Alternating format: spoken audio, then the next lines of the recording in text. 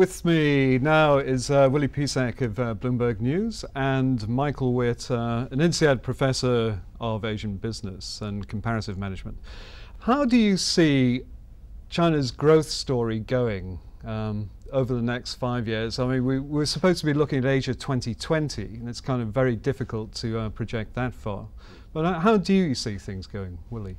I think you can only look at China with a 5-year horizon. I don't think looking at China 13 years ahead, it's impossible to say. I mean, it's probably something we agree on from the panel, is that it really is very difficult to look 13 years into the future, 10 years into the future, who will be running China, whether their policies have shifted significantly from where they are today, will pollution become a bigger problem down the road. So I think 5 years from now, I tend to think Chinese growth will slow down. I don't think China will experience a financial crisis. I don't think it'll slow to 4%, which would be a depression in China given its growth needs.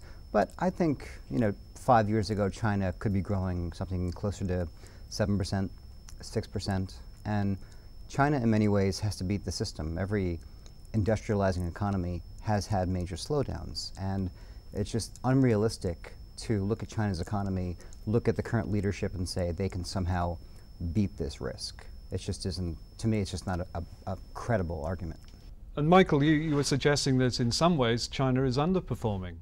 Yes, Stuart, I think that is absolutely true, because if you benchmark the growth rates that we have seen in China versus some of the tigers, South Korea, Taiwan, but then also what we've seen in Japan at similar stages of development, we actually see that the growth rates we have in China are not that unusual. If anything, actually the slope of the growth has actually been a little bit less, a little bit smaller than we have seen in these other economies. Two of the main themes of this session were the talent issue and also leadership. Let's look at leadership first. I mean, is the leadership really there in China? And does it really matter if it's not there? Well, there's basically two kinds of leadership, of course, that people normally look at. One is political, the other one is business leadership. Perhaps to tackle the political first, certainly it has a political leadership, but this political leadership is actually far less important for how China moves forward than is commonly assumed. I mean, in some ways you could say it's almost becoming irrelevant, the Chinese Communist Party. I think that maybe is a bit of an overstatement, but what you see in China is it is a consciously set up model that actually uses experimentation at various parts of China in order to select how to move forward. So it's not a top-down design principle where the people in Zhongnanhai in Beijing basically say this is how the economy should look like, but rather they give people out there in the country slack to try new things. Many of these things are illegal, but try new things and then work with these things, see which ones work, and these are then the next stones, as to basically paraphrase Deng Xiaoping, the next stones that China will pick in order to cross the river of economic development. Or as Deng Xiaoping also used to say about the black and white cat, it doesn't matter what color it is, as long as it catches the mice. Willie? I often, the analogy that I often look at is I think of Chinese leaders as conductors. They have an orchestra that they're conducting. The orchestra is quite green. There's a lot of different levels of experience. They're playing a new piece of music they're not familiar with, and they're trying to feel their way through it. And I think that we were talking before during the panel, and there was a question about slogans. What do these mean? China throws these slogans out, and it makes sense. It's a marketing sort of thing. It's a rally the troops kind of thing. But I think in many ways, they're providing a broad blueprint for the future, and they're allowing local officials to fill in the blanks. And I do think it's not unreasonable to say that Chinese officials are kind of making it up as they go along. I don't mean that as a criticism. I just don't think that they can look at the US, they can't look at the UK, they can't look at Germany and say, we're going to do that, we're going to do that. Their challenges are much more daunting than ever faced industrializing Europe or the US. Well, that's the political scenario, and then you've got leadership within businesses. And from what you were saying, Michael, even a company like Lenovo is being run by the Americans. They're running the show, as you put it.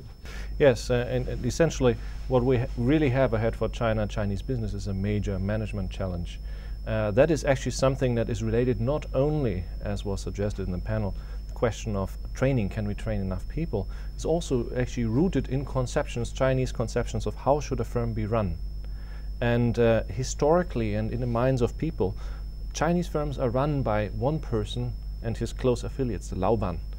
And what you see is a system that is very strong, has very strong leadership, has very strong top-down elements to it. It does not allow a lot of room for middle management to actually execute the kind of tasks that we would see in the United States or places like Germany. Now, this system is extremely good at producing at world competitive prices, as we see right now. What this system is probably not as good, where there will be challenges, is the question, how does it handle more complex tasks? Because if there's only one person at the top of the pyramid who is the ultimate decision maker, there's only so much complexity this person can handle. So very, very complex tasks, which are very high value added, may well be beyond the organizational capabilities, at least for the foreseeable future.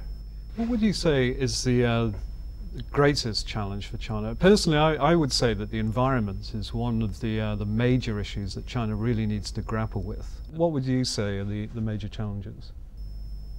I think it's very difficult to prioritize, because really it's like juggling, and you have so many balls and you cannot really afford to drop one. The environment is one that is for sure, but another one that is very important is the whole question of social order. If you do not have an economy that has social order, you cannot have an economy. Right? And as we have seen, some of the reports we heard of 84,000 political protests in 2005, related basically to unhappiness with the state of affairs, related to, shall we say, peasants, farmers having grievances against about the way in which they are treated. These things are of concern, and it is these kinds of things that then led to the current slogan of harmonious society. Which means basically, why do you ask for harmonious society? That's precisely because that's where you have a problem. So the question of order, I think, is if you had to prioritize, that's perhaps the paramount question. How do you maintain order in society? Willie? My two biggest concerns about China are, one, the environment, the other, I think, accelerating gap between rich and poor. China is doing a decent job of reducing poverty.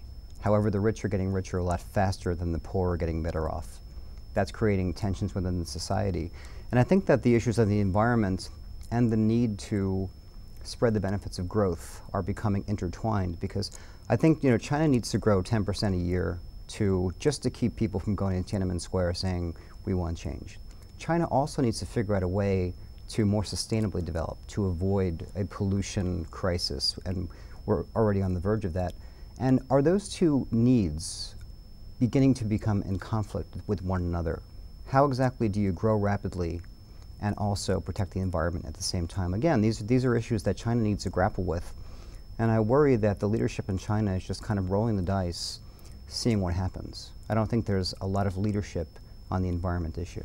So just to sum up, are you optimistic about China for the future? I think for the foreseeable future, what we will first have is actually probably a continuation of what we have right now, at least for the next few years. But I think about 10 years from now, which of course is when things get difficult to predict, I think that's when things start to get really interesting. Not least because all these environmental issues need to be addressed. Also because companies start moving up the value chain. The question is, does the management model support this? We have questions about the demographics. Right? China will be the first society ever to grow old before it gets rich. There's questions about the international environment. Let's not forget that. The United States will probably not like the idea that somebody else is becoming the hegemon. So these are questions that China doesn't necessarily have to face in the next 5 years. Later on it gets, I think, very interesting. And my personal view would be, given all these kind of issues, I would be very astonished if basically we saw a lot higher per capita GDP in China, at least in our lifetime, than about 50 to 60% of what we have in the United States. Willie, are you an optimist? I'm not an optimist. I'm not someone who thinks China will crash. I'm not expecting, the worst case scenario. But I do think China will slow down. I think that a lot of the side effects, the pollution, other problems, will become a problem. I think this product safety crisis in China is a much bigger deal than officials in Beijing realize. Now, I understand that other industrializing economies, the US being one, had similar problems, but I don't think that China realizes. My sisters in New York have been emailing me daily saying, how do I avoid Chinese toys? This is becoming a global movement, and people are worried and concerned. I think it's a very big deal, and I basically feel that China won't necessarily crash, but the idea that it can grow 10% indefinitely is a bit out there. And I think the Taiwan issue is going to come to a head as well. I'm not sure it will happen before the 2008 Olympics, but it will be fascinating geopolitically in Asia to see how that plays out. And I think that's something that investors really should pay more attention to. Well, Willie Pisek, Michael Witt, thanks for joining us on Knowledge.